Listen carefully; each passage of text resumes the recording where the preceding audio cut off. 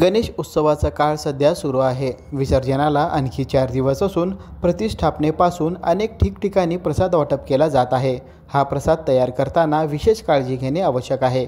यासाठी प्रत्येक गणेश मंडळास अन्न व औषध प्रशासन कार्यालयातून रीतसर परवानगी घ्यावी लागते। याबाबत अधिक माहिती सहाय्यक आयुक्त अन्न व औषध प्रशासन सुनील जिंतूरकर यांनी लोकलिटीशी बोलताना दिली आहे। महाराष्ट्रात आपला गणेशोत्सव मोठ्या प्रमाणात आनंदात आणि उत्साहात साजरा करण्यात येत आहे।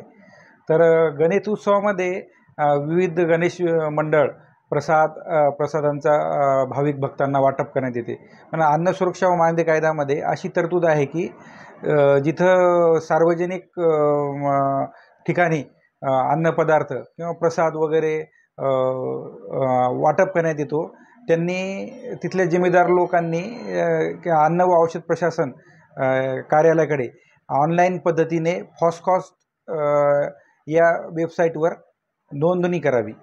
त्याला प्रत्येक एका वर्षासाठी 100 रुपये ही नोंदणी फीस ऑनलाईन पद्धतीने त्यांना भरता येते। सार्वजनिक मंडळाकडून प्रसाद तयार करताना आणि तो वाटप करताना स्वच्छताच्या नियमांचे पालन करणे आवश्यक आहे।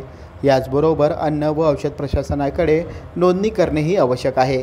कोणत्याही सार्वजनिक गणेशोत्सव मंडळास प्रसाद तयार करून तो वाटप करायचा असल्यास अन्न व औषध प्रशासनाची परवानगी घ्यावी लागते। प्रसाद तयार करून भाविकांना वितरित करणाऱ्या गणेश मंडळांनी शासनाने दिलेल्या अधिकृत संकेतस्थळावरून 100 रुपये शुल्क भरून अन्न व औषध प्रशासनाकडे नोंदणी करणे आवश्यक आहे, असे सहाय्यक आयुक्त अन्न व औषध प्रशासन सुनील जिंतूरकर यांनी सांगितले आहे।